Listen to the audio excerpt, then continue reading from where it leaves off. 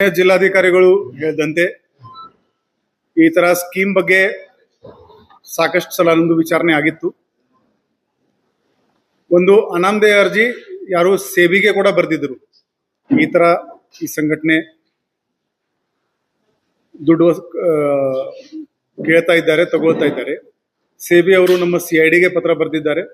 CID ಇಂದ ನಮಗೆ ಕೂಡ ಒಂದು ಎನ್ಕ್ವೈರಿ ಬಂದಿತ್ತು. ಅದು ರೂಟೀನ್ ಚಾನೆಲ್ ತರ ತಿರುಗಾಡ್ತಾ ಇತ್ತು.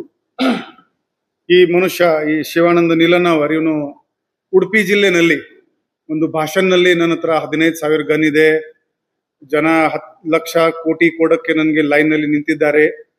ಆವಾಗ it was a red flag for us. ಆವಾಗಿಂದ ಸ್ವಲ್ಪ ಈ ಏಜೆನ್ಸಿದು ತನಿಖೆ, ಈ ಪರ್ಟಿಕ್ಯುಲರ್ ಏಜೆನ್ಸಿದು ತನಿಖೆ ಸ್ವಲ್ಪ ಚುರುಕಾಯ್ತು. ನಾವು ಸೇಬಿಗೆ ಕಾಂಟ್ಯಾಕ್ಟ್ ಮಾಡಿದೀವಿ. ಅವರು ಹೇಳಿದ್ದಾರೆ ನಾವು ನಿಮ್ಗೆ ಎನ್ಕ್ವೈರಿಗೆ ಹೇಳ್ತಾ ಇದೀವಿ, ಇವನು ನಮ್ಮ ಜೊತೆಗೆ ರಿಜಿಸ್ಟರ್ಡ್ ಇಲ್ಲ. RBI ಬೆಂಗಳೂರಿಗೆ ಮಾತಾಡಿದೀವಿ.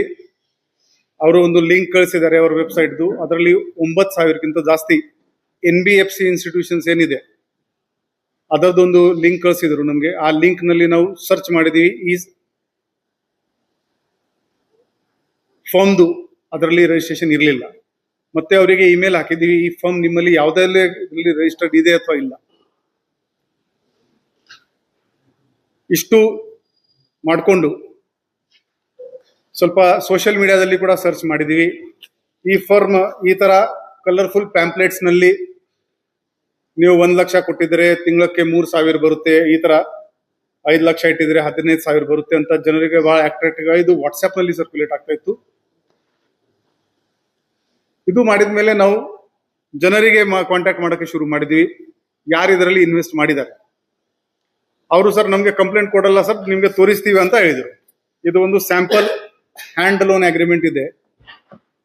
ಇದರಲ್ಲಿ ಅವನು ಪಾರ್ಟಿ 1 ಲೋನ್ ಕೊಡುವವನು ಪಾರ್ಟಿ 2, ಇವ್ ನಾವೆಲ್ಲ ಫ್ಯಾಮಿಲಿ ಇದ್ದೀವಿ, ನಮ್ಗೆ ಕಷ್ಟ ಇದೆ, ಇವರು ನನ್ಗೆ ದುಡ್ಡು ಕೊಡ್ತಾ ಇದ್ದಾರೆ ಅಂತ ಅವನು ಅಗ್ರಿಮೆಂಟ್ ಎಲ್ಲರಿಂದ ಮಾಡಿಸಿದಾನೆ. ಈಗ ಜನ ಅವನ ಮೇಲೆ ಯಾಕೆ ನಂಬಬೇಕು?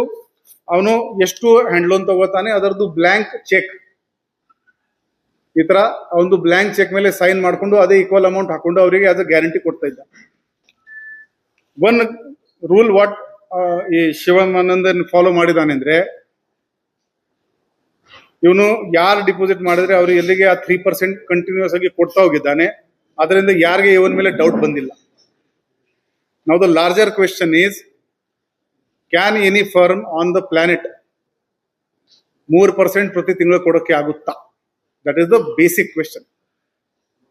ಇಲ್ಲಿ ಏನಿದೆ ಅಂದ್ರೆ, ಇವತ್ತು 10 ಜನ ಇದ್ದಾರೆ, ಅವರಿಗೆ ಇವರು 3% ಕೊಡಬೇಕು. ಈ 10 ನೋಡ್ಕೊಂಡು ಇನ್ನು 20 ಸೇರ್ ಆಗ್ತಾರೆ. ಅವರು ಸೇರಿದ್ಮೇಲೆ ಅವರಿಂದ ದುಡ್ಡು ತಗೊಂಡು ಇವರಿಗೆ 3% ಶುರು ಆಗುತ್ತೆ. ಈ 20 ಸೇರಿದ್ಮೇಲೆ ಇನ್ನು 40 ಬರ್ತಾರೆ, ಅವರಿಂದ ದುಡ್ಡು ತಗೊಂಡು ನಿಮ್ಗೆ 20ಗೆ ಸರ್ ಆಗುತ್ತೆ. ಬಟ್ ಈ ಪಿರಾಮಿಡ್ ಏನಿದೆ ಒಂದಿನ ಅದರ ಸ್ವಂತ ವೇಟ್ ಮೇಲೆನೆ ಕೊಲ್ಯಾಪ್ಸ್ ಆಗುತ್ತೆ.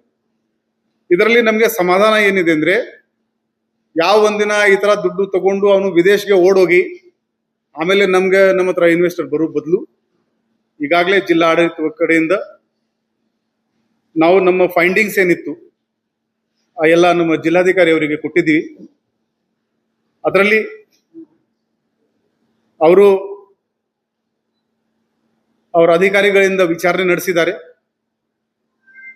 ನಿನ್ನೆ ರಾತ್ರಿ ನಮಗೆ ದೂರು ಬಂದಿದೆ. ಆ ದೂರಿನ ಆಧಾರದ ಮೇಲೆ ಒಂದು FIR ದಾಖಲು ಮಾಡಲಾಗಿದೆ. ಸಾಕಷ್ಟು ಡಾಕ್ಯುಮೆಂಟ್ಸ್ ಕೂಡ ಕೊಟ್ಟಿದ್ದಾರೆ. ಡಾಕ್ಯುಮೆಂಟ್ಸ್ ನಲ್ಲಿ ಮತ್ತು ನಿನ್ನೆ ಆರೋಪಿ ಜೊತೆಗೆ ಮಾತಾಡಿದಾಗ ಅವನು ಹೇಳ್ತಾನೆ, ನಮ್ದು 35,000 ಜನರದ್ದು ಪರಿವಾರ ಇದೆ. So you can make out ಅಷ್ಟೇ ಮಂದಿ ವಿಕ್ಟಿಮ್ಸ್ ಇದ್ದಾರೆ. ಸಾಕಷ್ಟು ಬ್ಯಾಂಕ್ ಅಕೌಂಟ್ ಡೀಟೇಲ್ಸ್, ಅವನು ಒಂದು ಡಿಜಿಟಲ್ ಪ್ಲಾಟ್ಫಾರ್ಮ್ ಕೂಡ ನಡೆಸ್ತಾ ಇದ್ದ. ಯೂಸರ್ ನೇಮ್ ಪಾಸ್ವರ್ಡ್ ಇದೆ ಅದಕ್ಕೆ. ಆ ಡಿಜಿಟಲ್ ರಿಕವರಿ ಈಗ ನಮ್ಮ ಇನ್ವೆಸ್ಟಿಗೇಟರ್ಸ್ ತಂಡ ಈಗ ಈ ಪ್ರೆಸ್ ಮೀಟ್ ನಡೆಯುವಾಗ ಅದು ಆಲ್ರೆಡಿ ನಮ್ದು ಸರ್ಚ್ ಅಂಡ್ ಸೀಸರ್ ಎಲ್ಲ ನಡೀತಾ ಇದೆ. ಆ ಒಂದು ಡಿಜಿಟಲ್ ಡಿವೈಸಸ್ ಏನೇನಿದೆ ಅದು ಕೂಡ ನಾವು ಸರ್ಚ್ ಮಾಡ್ತೀವಿ. ಮನೆ ಜಿಲ್ಲಾಧಿಕಾರಿ ಹೇಳ್ದಂಗೆ ಈ ಪ್ರಕರಣದ್ದು ಮ್ಯಾಗ್ನಿಟ್ಯೂಡ್ ಜಾಸ್ತಿ ಇದೆ. ಒಂದು ಬ್ಯಾಲೆನ್ಸ್ ಶೀಟ್ ನಾವು ನೋಡಿದೀವಿ. ಚಾರ್ಟರ್ಡ್ ಅಕೌಂಟ್ ಏನು ಆಡಿಟ್ ಮಾಡಿದ್ದ 300 crore 400 crore ಒಂದೊಂದು ವರ್ಷಕ್ಕೆ ಆ ಬ್ಯಾಲೆನ್ಸ್ ಶೀಟ್ ನಲ್ಲಿ ಕಂಡು ಬರ್ತಾ ಇದೆ. ಸೊ ಇದು ಮೋಸ್ಟ್ ಲೈಕ್ಲಿ ಜನರದುನೇ ದುಡ್ಡಿದೆ. ಸೊ ಈ ಕೇಸ್ ಅಂತರ್ ಜಿಲ್ಲೆ ಅಂತರ್ ರಾಜ್ಯ ಇರುವುದರಿಂದ CIDಗೆ ವರ್ಗಾವಣೆ ಮಾಡಕ್ಕೆ ಇವತ್ತು ನಾವು ರಿಕ್ವೆಸ್ಟ್ ಕೂಡ ಈಗಾಗಲೇ ನಮ್ಮ ಚೀಫ್ ಆಫೀಸ್ಗೆ ಕಳಿಸಿದ್ದೀವಿ. ನಿನ್ನೆ ಈ ಇಂಟ್ರೋಗೇಷನ್ ಇವನಿಗೆ ಮಾಡುವಾಗ ಫಸ್ಟ್ ಪ್ರಶ್ನೆ ಇವರಿಗೆ ಇತ್ತು, ನೀವು ರಿಜಿಸ್ಟರ್ಡ್ ಇದ್ದೀರಾ? ಉತ್ತರ ಇತ್ತು ಇಲ್ಲ. ಅವ್ರದ್ದು ಪಾಸ್ಟ್ ಲೈಫ್ ಬಗ್ಗೆ ಕೇಳಿದಾಗ it was even more shocking. ಅವ್ರ ಕ್ವಾಲಿಫಿಕೇಶನ್ ಕೇಳಿದೀವಿ, ಎಲ್ಲಿ MBA ಆಗಿದ್ದಾರೆ, MBA ಫೈನಾನ್ಸ್ ಆಗಿದ್ದಾರೆ, ಬಹಳ ಮಾರ್ಕೆಟ್ದು ಉನ್ನತ ನಾಲೆಜ್ ಇದೆ ಅಂತ. ಕ್ವಾಲಿಫಿಕೇಶನ್ ಕೇಳಿದಾಗ ಅವರು ಹೇಳ್ತಾರೆ PUC ಆಗಿದ್ದಾನೆ ಅಂತ. ಸೊ ಸ್ಟಾಕ್ ಮಾರ್ಕೆಟ್ ನಲ್ಲಿ ಕೂಡ ನಿಮ್ಗೆ ಇನ್ವೆಸ್ಟ್ ಮಾಡಬೇಕಾದ್ರೆ ಸ್ವಲ್ಪ ಅಂಡರ್ಸ್ಟ್ಯಾಂಡಿಂಗ್ ಇರಬೇಕು. ಸೊ ಆಮೇಲೆ ಅವನು ಹೇಳ್ತಾನೆ ಅವನು FMCG, fisheries, real estate, social service ಇಲ್ಲಿ ಎಲ್ಲ ಇನ್ವೆಸ್ಟ್ಮೆಂಟ್ ಮಾಡಿದ್ದಾನೆ ಅಂತ. ಸೊ ಈಗ ನಮ್ಗೆ ಎಕ್ಸ್ಪರ್ಟ್ದು ಕೂಡ ಅವಶ್ಯಕತೆ ಬೇಕಾಗುತ್ತದೆ, ಯಾಕಂದ್ರೆ ಆ ಬ್ಯಾಲೆನ್ಸ್ ಶೀಟ್ಸ್ ಇವೆ. ಇವನು ಕೆಲವು ಇನ್ವೆಸ್ಟ್ಮೆಂಟ್ ಸ್ಟಾಕ್ ಮಾರ್ಕೆಟ್ ನಲ್ಲಿ ಕೂಡ ಮಾಡಿದ್ದಾನೆ. DC ಅವರು ಹೇಳ್ದಂಗೆ ಈಗಾಗಲೇ ನಾವು ಯಾವಾಗ ಮಾತಾಡ್ತಾ ಇದ್ದೀವಿ, ಈಗಾಗಲೇ ಎಲ್ಲ ಕರೆಸ್ಪಾಂಡೆನ್ಸ್ಗಳು ಶುರು ಆಗಿದೆ. ನಮ್ಮ ಡಿಪಾಸಿಟರ್ಸ್ ಏನ್ ಠೇವಣಿ ಇದೆ ಅದು ಕಾಪಾಡಕ್ಕೆ ನಾವು ಹೆಚ್ಚಿನ ಪ್ರಯತ್ನ ಮಾಡ್ತಾ ಇದ್ದೀವಿ. ಮತ್ತು ಈ ಪೂರ್ತಿ ಮ್ಯಾಟರ್ ಇಲ್ಲಿ ನಿಲ್ಲಲ್ಲ. ಇದರಲ್ಲಿ ಬರುವ ದಿನಗಳಲ್ಲಿ ನಮ್ಮ ಬೆಳಗಾವಿ ನಗರದಲ್ಲಿ ಆಗಲಿ, ಜಿಲ್ಲೆಯಲ್ಲಿ ಆಗಲಿ, ಎಲ್ಲಿ ಈ ತರ 3%, 4%, 5% ಏನೇನು ಆಗ್ತಾ ಇದೆ ಅದರ ಬಗ್ಗೆ ಕೂಡ ಖಂಡಿತಾಗಿ ವಿಚಾರಣೆ ಮಾಡಿಕೊಂಡು ಎಲ್ಲರ ಮೇಲೆ ನಾವು ಕಾನೂನು ರೀತಿಯ ಕ್ರಮ ಜರುಗಿಸ್ತೀವಿ. ಹೌದು, ಅವನು ಇಲ್ಲಿ ಬೆಳಗಾವಿನಲ್ಲಿ ಕರಿಯರ್ ಶುರು ಮಾಡಿದಾಗ ಅವನು ಐಸ್ ಕ್ರೀಮ್ ಸೇಲ್ ಮಾಡ್ತಾ ಇದ್ದ, ಡ್ರೈವಿಂಗ್ ಮಾಡ್ತಾ ಇದ್ದ, ಎಲ್ಲ ಪೆಟಿ ಜಾಬ್ಸ್ ಕೂಡ ಮಾಡಿದ್ದಾನೆ. ಆಮೇಲೆ ಐಸ್ ಕ್ರೀಮ್ ಫ್ಯಾಕ್ಟರಿ ಹಾಕಿದ್ದಾನೆ, ಅದು ಲಾಸ್ ನಲ್ಲಿ ಹೋಯ್ತು. ಆಮೇಲೆ ಯಾರಿಂದ ಸಾಲ ತಗೊಂಡು 2016ನಲ್ಲಿ ಅವನು ಸ್ಟಾಕ್ ಎಕ್ಸ್ಚೇಂಜ್ ನಲ್ಲಿ ಇನ್ವೆಸ್ಟ್ಮೆಂಟ್ ಶುರು ಮಾಡಿದ್ದಾನೆ.